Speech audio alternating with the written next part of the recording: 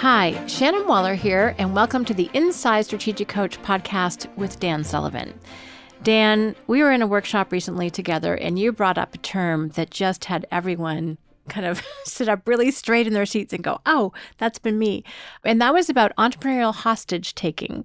So can you explain your context behind that? Because it's a fun circumstance that set this up. I'm going to tell two stories here. So the purpose of a strategic coach, first of all, a strategic coach is only for entrepreneurs who are talented, successful, and ambitious already. So it's not a place to begin your entrepreneurial career.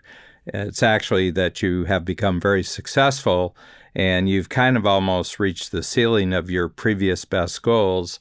And now you'd like to take a big jump with the knowledge you have, but almost with the energy and freshness and motivation that you had when you first started as an entrepreneur. And that's what we're about. And we've been just for that for 30 years. We're in our 31st year.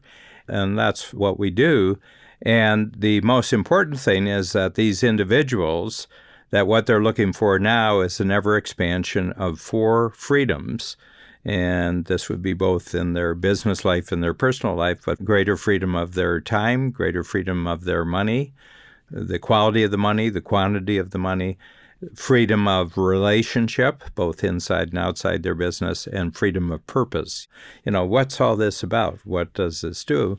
And they have the money. They're already in close to the top 1% of income earners before they can even qualify for a strategic coach. So they've come in, they know how to make money. The money isn't the problem, is that they've gotten themselves trapped.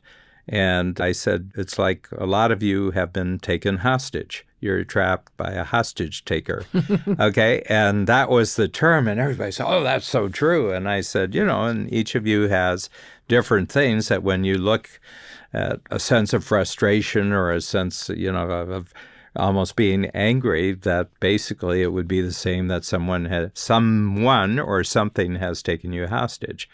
But the reason I brought up that word is I just had the benefit of being introduced to someone who has signed up for strategic coach during 2019. His name is Chris Voss. He's written a marvelous book, Never Split the Difference, and he is a coach member in Los Angeles. His son is also in the program.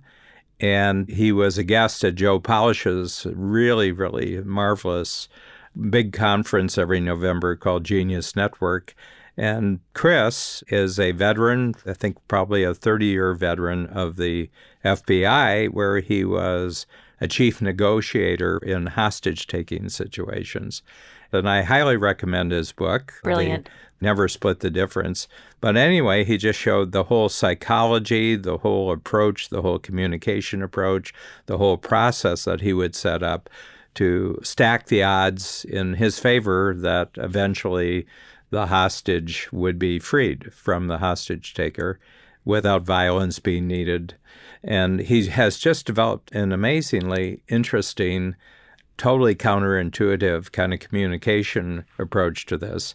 So much so that Chris and I have agreed to actually combine our understanding of creating free zones where you're free from competition with the concept of freeing yourself from hostage situations. But we'll identify what entrepreneurs want to get free of as that they're held hostage. It's really very, very exciting. It's just one of those terms that is so vivid, your mind immediately goes to movies, to books, to real life situations. But it's very, very easy to say, I've had this problem, I haven't made a decision. I know I have to stop being here, but I haven't made a decision. I said, well, that must be how a hostage feels when someone else has complete power over them. So I think Chris has a whole logic of how you unhostage yourself. So, Dan, what are some examples of things that entrepreneurs feel hostage to? And I know it can be both people and things, but what are some examples that people can relate to? Yeah, well, I would say right off the bat, and this probably applies to almost all entrepreneurs, Shannon, is being hostage to price-cutting competition in the marketplace for your product and service. In other words, that every year you go along, it's almost like the profitability of your product is being taken down and the amount of competition or regulation or complexity to actually do your business keeps going up, and you feel hostage and you say, if it's this way, what's it going to be like 5 years from now? And you've been trained to do this. You're very good at it. You've been very successful. It was far more profitable, a short time ago, but now it's getting unprofitable. And you feel there's forces conspiring against you, but you don't really know what they are. And you had projected in your own mind a constant increase in success, an increase of profitability and productivity, and now you're not experiencing it and you feel totally trapped. One of the big things we do very, very early is just show people how to escape from price cutting. And it's not anything that you would ever learn at business school. It's not anything that you would ever learn at an industry meeting. It's completely shifting the emphasis away from you and your conditions and saying, yeah, but who do you really want to be a hero to? I mean, you got into this industry, but they're not sticking with you. They're not buying with you because of the product or service. Or if they are, they're just part of the price cutting, then you really don't want to be a hero to people who want to pay you less for your best efforts and for your best product and service. I mean, that's kind of a hostage taking just from the customer standpoint. But what you want to do is get your attention on how do I create value for my customer? We call it DOS, dangers, opportunities, strengths. What are the dangers, opportunities of strengths that my best clients are facing right now that through talking to them, through problem solving with them, through helping them make changes, they can actually eliminate the dangers, capture the opportunities, and maximize their strengths. So what that does is it suddenly shifts the context, and you realize I'm not held hostage by this particular product, or so I can change product, I can change service, I can even change careers, I can change marketplaces. But you don't see that as long as it's about you and the competition and the pricing. You're just trapped. But the moment you shift the context, you say, oh, wow, and then there's lots of other people who also want to create value for the same, I call it a hero target. You have the same hero target, and then you say, hey, I can collaborate with them, and we'll start doing things that nobody has ever done before, and then you become innovative. So that's a prime example. But the other thing, these are very frequent complaints. I just can't find good people to hire anymore. And you're held hostage. I could really grow if I had good people, but I can't find good people. So I'll say to them, well, let me ask you a question. What if this is true, that there's actually great people out there, but they're not looking for you? Because you're not someone yet who great people would look for, because every time they look at you, you don't have any excitement. You have a lot of worry. Well, I'll have to tell you, there's many things that great people are looking for, but a worried, harassed entrepreneur isn't one of them. And it's always a mind shift. See, in hostage-taking situations, actually, it's a very fine line that a superb expert like Chris Voss has to take, because there's the possibility of violence, there's a possibility of death, even for the hostage taker, I mean, if it comes personal. Usually it's not face-to-face. And the other thing is that there's forces on the hostage negotiator's own side that would like to kill the hostage taker. The negotiator? So, the hostage taker can either negotiate and free, or there's a team that's the team that comes in to end it doesn't ask questions. They just deliver answers, called SWAT team.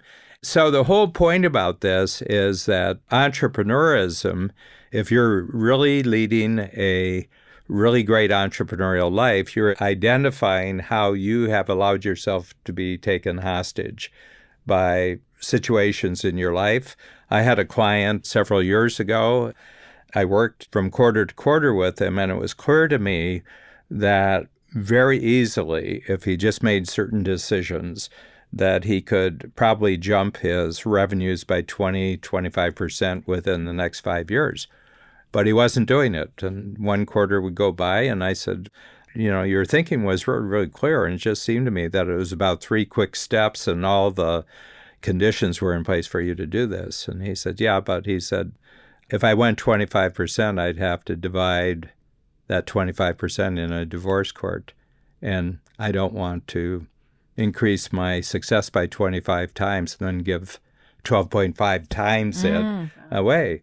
So it was held hostage by a divorce situation. Okay. And I said, well, before the 3 steps that you talked about, then there's a first step that comes before them. And he says, yeah, but he says, it's really, really tough. And I said, oh, you're looking for the easy way to end a marriage. Oh, why didn't you tell me? You were looking for the simple, painless way of ending a marriage that you've had for 20 years. I said, oh, why didn't you tell me? Oh, here, I've got one right here. There's, I said, you've already divorced her.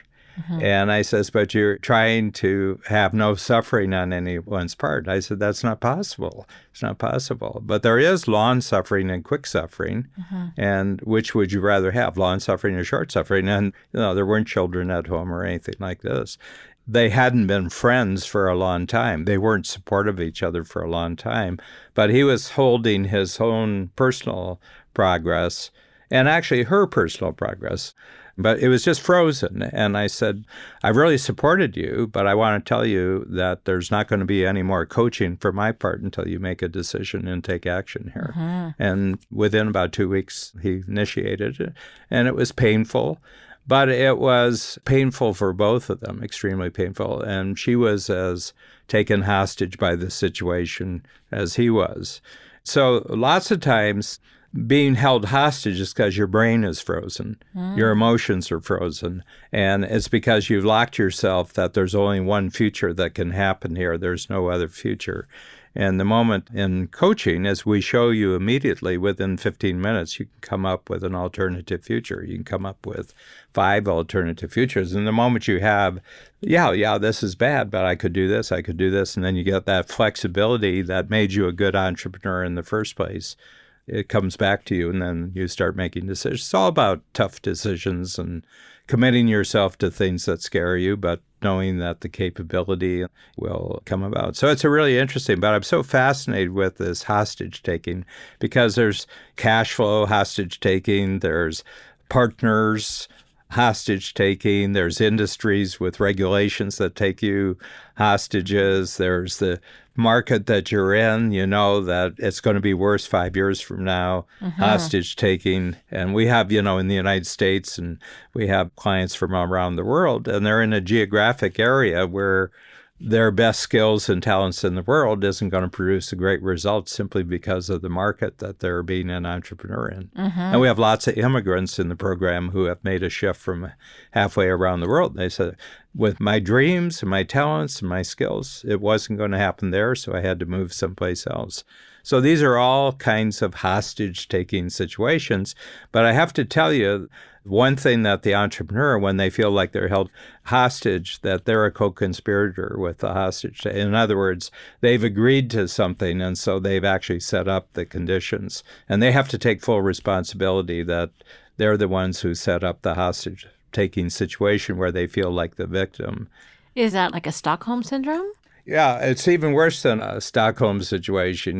Those who don't know the term, it was hostage-taking that took place in Stockholm, Sweden, decades ago.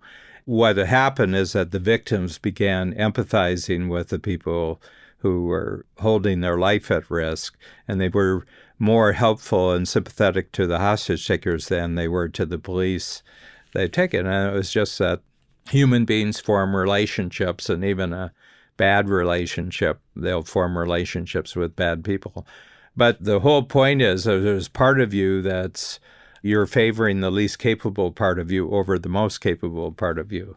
So you as a great problem solver, you as a great innovator, you're actually disliking that person and kind of freezing him. And another part of you is sympathizing with the situation, the hostage-taking situation, Yeah, I mean, it's just a weird thing that happens, and I've had it happen throughout my life. And the only thing I would say is that I've gotten a lot better of recognizing it almost within the first 24 hours when it happens. But I just get stuck, and I said, okay, how am I freezing myself here. So I say, I know it's me. It's some part of me that's causing this problem. What part? Rather than blaming it to externals. And I think that in every time when you move a responsibility inside in a situation like this, I'm the only one that can really give the go-ahead to solve this problem. Then immediately you get through it very, very quickly. But as long as you attribute it to an outside condition over which you have no control, it's endless. You can't get out of it. So then you're a true victim. Yeah, you're a victim, but you're also the perpetrator. It's your own thinking that turned you into a victim. Fascinating. Or said it was okay to feel like a victim. Right, you know? right.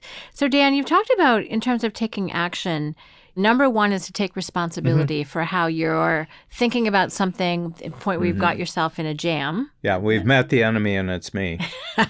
Okay. What next? What next do you do in your thinking process to unfreeze yourself? Well, the biggest thing I do is I give a clear goal of what it looks like when I'm completely free of it, with numbers and with deadlines.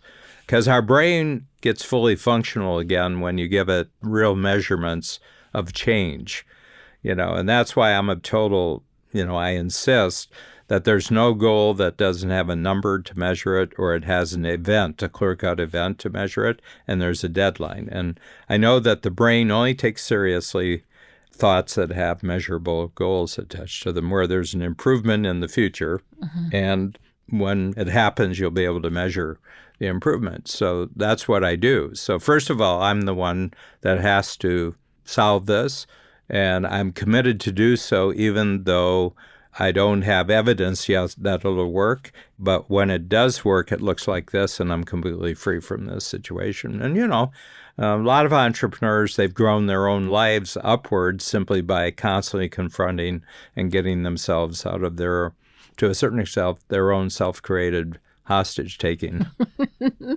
And do you also tap into other people's strengths and talents? Yeah. But until you make the commitment that you're the one responsible, you don't have access to any resources. Nobody can help you because you haven't given the go-ahead that you're committed to a solution. I love every second of this. This is great. Well, a huge shout out and thanks to Chris for... Have you ever been in a situation like that? Oh, gee, never, Dan. Well, actually, I kind of was starting to jump up and down because I'm like, okay, there's one situation right now that I'm feeling a little stuck. And, we also talk about when people are feeling confused, they get isolated and they feel powerless. Yep. But that whole deciding to take responsibility and then set a goal, and immediately the goal popped into my head. And now I'm like, okay, now I know how to get out of this situation. And what's interesting is we can hold ourselves hostage for a really short period of time or for a long time until we actually take that step of taking responsibility and setting that goal. So that's very, very useful. I love that thought. So just to wrap up, a huge shout out and thanks to Chris Voss, because I cannot recommend this book highly enough. The first 5 negotiations I did using his communication and thinking process worked, and I'm looking forward to my next 5 because it's kind of spectacular. But really, Dan, drilling down into how entrepreneurs get themselves into hostage situations of their own making, I think is a really interesting way to look at it. And the coach program is, how you can free up your thinking and make those commitments, make those decisions that otherwise are challenging in an awesome community of other risk takers. Yeah. Well, thanks a lot. One of the hostage-taking situations that I got myself out of, that I had a lot of great workshop ideas that people said, oh, you should write a book about this. And this is in the days before we had technology like podcasts and, very, very fast videos and everything like that. But you've been one of the great problem solvers for me because I realized that my main way of communicating is simply being asked questions and then having them recorded, either sent out in audio form or in video form or in book form. So you've been there. Every time I decided that I would no longer be taken hostage, you were there to be a capability that I could use. So thanks a lot, Shannon. Oh, well, and by the way, our podcast manager, who's a fanatic for measurement of the impact of our podcast, Gord Vickman, alerted us that Inside Strategic Coach is in the top 2% of all podcasts in the world, and there are close to 800,000 podcast series And this particular series is in the top 2%. And we were also listed on iTunes as one of the top 100 business and marketing podcast series. So it's been a great collaboration. And thank you very much. Well, thank you, Dan. I love every second of it. Thank you.